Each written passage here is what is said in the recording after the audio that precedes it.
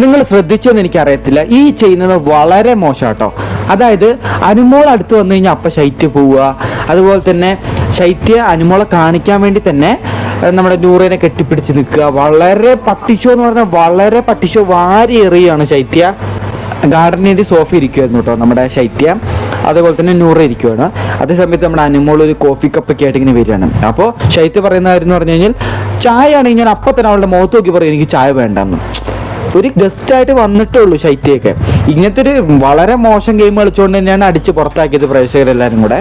അങ്ങനെ അടുത്തോട്ട് വരുമ്പോൾ തന്നെ ചായ ആണെങ്കിൽ ഞാൻ വേണ്ടെന്ന് പറയുന്നു, അത് മുഖത്ത് നോക്കി പറയുന്നു.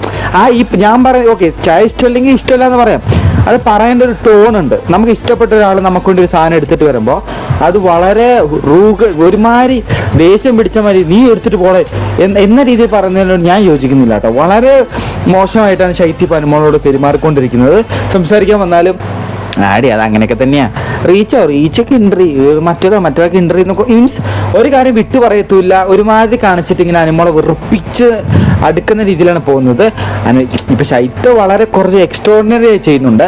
അതേപോലെ തന്നെ ബാക്കിയുള്ള മത്സരാർത്ഥികളാണെങ്കിൽ പോലും ഈ മത്സരാർത്ഥികൾ കേട്ടോ ഇപ്പോൾ ബോയ്സിൽ വന്നിട്ടുണ്ട്, പക്ഷെ അവരങ്ങനെ ചെയ്യുന്നില്ല. ഈ ഗേൾസിലുള്ള കുറേ പേർക്ക് അനുമോളോട് വളരെ ശത്രുത ഉള്ളതുപോലെയാണ് കാണിച്ചുകൊണ്ടിരിക്കുന്നത്. അതായത് ഇങ്ങനെ മിണ്ടാൻ പോയിരിക്കുന്നില്ല, അവോയ്ഡ് ചെയ്യണം, ഒറ്റപ്പെടുത്തുവാണെന്ന് വേണം പറയാൻ. എന്തിനു വേണ്ടി അവരങ്ങനെ ചെയ്യണമെന്ന് അറിയത്തില്ല. അനുമോൾക്ക് അപ്പ് കിട്ടാണ്ടിരിക്കാൻ വേണ്ടിയാണോ എന്നും അറിയത്തില്ല. വളരെ രീതിയിൽ അവോയ്ഡ് ചെയ്യണം, ആർക്കും ഇഷ്ടമില്ലാത്ത പോലെയാണ് കാണിക്കുന്നത്. ലാസ്റ്റ് അനുമോൾ നല്ല രീതിയിൽ വിഷമിച്ച് തകർന്നുകൊണ്ട് തന്നെ നമ്മുടെ ബിൻസിൻ്റെ മടിയിൽ പോയി നിന്നിട്ട് ചോദിക്കുന്നുണ്ട്, എടി ബിൻസി എന്താണ് എനിക്ക് റീച്ചൊന്നും ഇല്ലേ, അല്ലെങ്കിൽ എനിക്ക് വളരെ നെഗറ്റീവാണ്, എൻ്റെ ഈ വീട്ടിൽ ആരും എന്നോടൊന്നും മിണ്ടുന്നൊന്നുമില്ല, എന്താ പറ്റിയേ?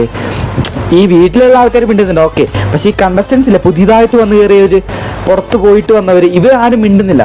എല്ലാവരും അവോയ്ഡ് ചെയ്ത് നടക്കണം. ആകെ നമ്മുടെ എനിക്ക് തോന്നുന്നു അപ്പാനിശരത്ത് അടിപൊളിയായിട്ട് മിണ്ടുന്നുണ്ട്, നല്ല രീതിയിൽ കമ്പനിയൊക്കെ കൊടുത്ത് നൈസായിരുന്നു.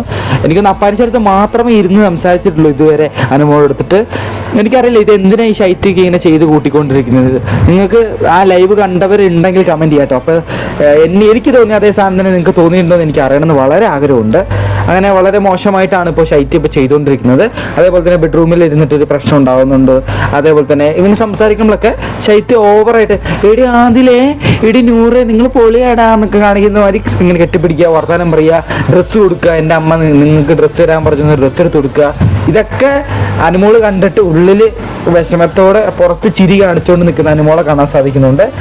എന്തായാലും ഇത് കണ്ടിട്ട് നിങ്ങൾക്ക് അങ്ങനെ തോന്നിയിട്ടുണ്ടെങ്കിൽ കമൻറ്റ് ചെയ്യുക. അതുപോലെ തന്നെ വീഡിയോ ഇഷ്ടമായി ഹൈപ്പ് അടിക്കുക. അടുത്ത അപ്ഡേറ്റുമായിട്ട് വീണ്ടും വരാം.